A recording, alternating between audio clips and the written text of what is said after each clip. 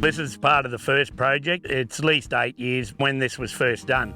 And in the background here, back in that slight dip, it was over 5 metres, the actual gully itself. So it's hard to believe now that's healed and it's grassed over and it's stopped the erosion totally.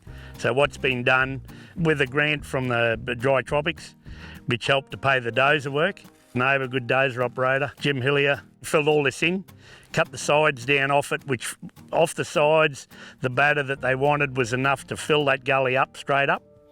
And then Jim and I carted about 200 tonne of rock. It has totally stopped the erosion and it's grassed back over, which has made it a total usable flat. There's 5, 6 small gully systems that have been shut down. At the bottom here where they all forced into one, where it crossed the road, it used to be black from the silt each time we had rain. So when you had to fix a flood crossing, it was up to your knees in black soil, taken out of here. And now that's clear. From that bit of input did a lot of good for this flat. It fixed it. We planted a mix of silk sorghum and legumes through here. There's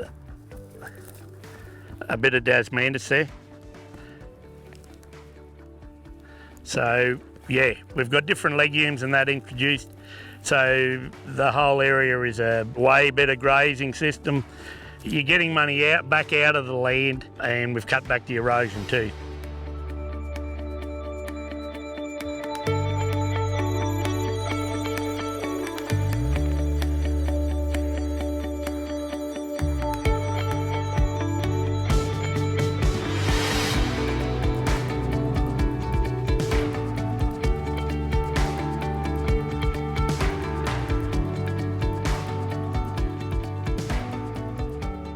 Now we've got about 26 paddocks, whereas previous we had 3 or 4. And I know pretty well close on how much grass I've got in each paddock.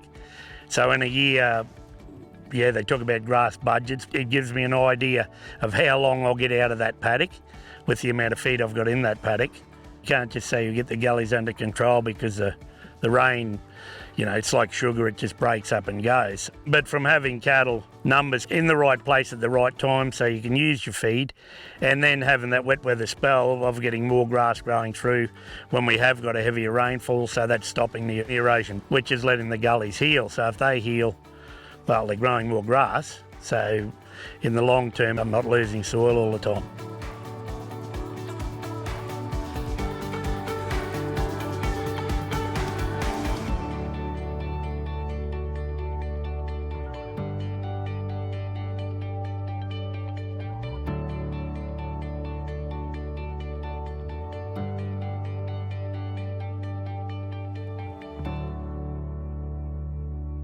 So number one, we took the cattle off the area, gave it a wet weather spell, and then we could see within 12 months where it started to have grass, where before it was pure bare. With Dry Tropics' help, they put small lots of timber in some of the gullies here, which has held back bits of soil, and where it's caught that, grass has started to grow again in the bottom, which is slowing or stopping the erosion. To get it to this growth here is approximately 2.5 years.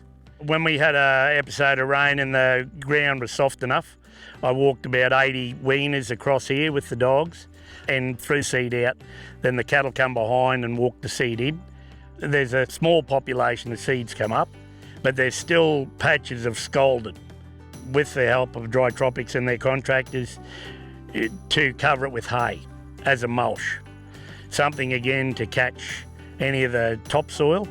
The more topsoil we can get, then the more we can start to try and get some growth instead of the sediment heading back into the water.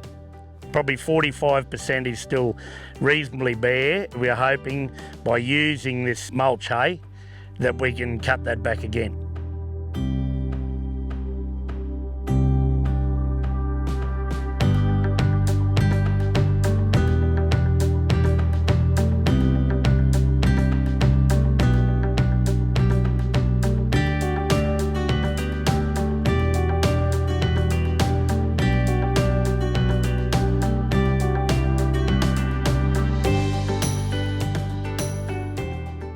We've got 3 areas here fenced, and in the middle of them, they've got a small gully system. We didn't want to use any mechanical, nothing at all, so we're going to try cattle. So I put electric fence on the end of it, put 60 to 70 weaners in here, more or less overnight, 36 hours maybe. They took the sharp edges off this breakaway, and because of the dung and the urine, we threw a little bit of seed out. So we had a good strike.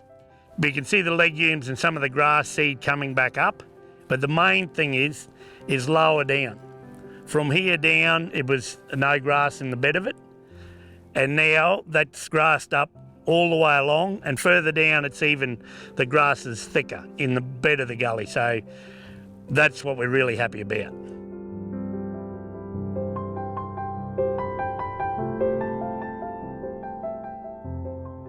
The sediment at the end of the day is our soil. So if it's going out into the creek, well, we're losing something to grow our grass. So we're the loser from any sediment running off. And if anything's affecting the water quality, well, then that's affecting other things too. So it all hand in hand. As being custodians of the ground and the grass, without the grass, we can't have cattle.